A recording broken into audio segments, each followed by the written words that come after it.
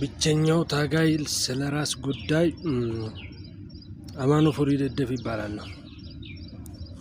እስቲ አዳምጠን እንጣችን መልእክት እቺን በጆሮ ጥልቅ ምትሏን ነገር ተነሱ ከቦታችሁ። የእናንተ ቦታ ምን ይሰራል?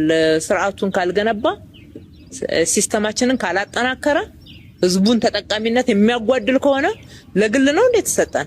ለምንድን ወሬና አሉባልታ አዝማሚያ ብላችሁ መስልኩት? ይሄ አይመጣንም እኮ እንደዚህ እያደገች ለውጥ እያመጣች ያለች ከተማ የራስን ፍላጎት ለራሳችሁ የምትፈልጉትን ነገር እንዲሆን የምትፈልጉትን ነገር አዝማሚያ እያላችሁ አትላቁ። እናመሰግናለን ክብርት ከንቲባችን። ትክክለኛውና እውነተኛው መረጃ ይሄውና እውነቴን ነው የምላችሁ። እኔን የሰው ጥገኛ መናፊሃዳ ከዳቤቱ ቤካ ጀደ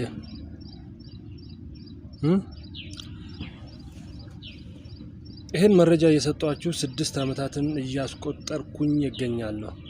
እስከ ዛሬዋ ቀን ድረስ ግን ምንም አይነት መልስ አላገኘሁም። መልሱ ጠፍቶ ይሁን ወይስ እኔ ጠፍቼ ይሁን? በጣም ነገሮች ግራ ስለገቡኝ ነው። አመሰግናለሁ። በውሸት መረጃ ሳይሆን በእውነት መረጃ ነው የምንንቀሳቀሰው ወይ ደግሞ እኔ የምንቀሳቀሰው። ምክንያቱም እውነትን ቀብሮ ውሸትን ቅቤ ከሚቀቡ ሰዎች ጋር ከመቆም በላይ የሚያሳፍር ነገር የለም። ክብርት ከንቲባችን ትልቁ ስራ የሚጠበቅባችሁ በኔ በኩል አለ ብዬ የማስበው ወረዳና ክፍለ ከተማ ውስጥ ነው። ወረዳና ክፍለ ከተማ ውስጥ ህዝብና መንግስት አይታወቅም። ሰሞኑም ቅርብ ጊዜም ሄጄ ነበር። እርሶ ጥሩ የሆነ መልእክት አስተላልፈው ያን መልእክት ሰምቼ ሄጄ እንዲ ጉዳይ ነበርኝ ብዬ ስላቸው እስከ ዛሬ ድረስ የት ነበር? እንዴት ምን እያወራህ ነው? ጭራሽ ሊሰሙ ሁሉ ፍቃደኛ አይደሉም። በቃ ምንም የሚያወሩት ነገር በቃ ለሰው የሚያሳምም ነው። ህዝብን ወክለው እዛ ቦታ የተቀመጡ ሳይሆን ይሆናል አይደል? ንግድ ቦታ ተቀምጠው ብትፈልግ ግዛ ብትፈልግ አትግዛ አይነት ነገር እና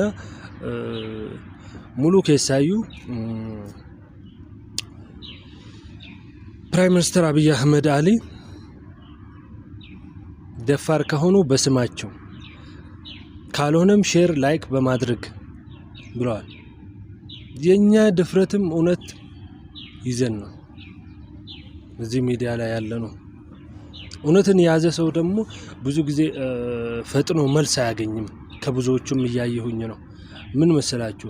እዚህ ሚዲያ ላይም ይሁን እዚህ ምድር ላይ ውሸት ይቀድማል። ለዛ ነው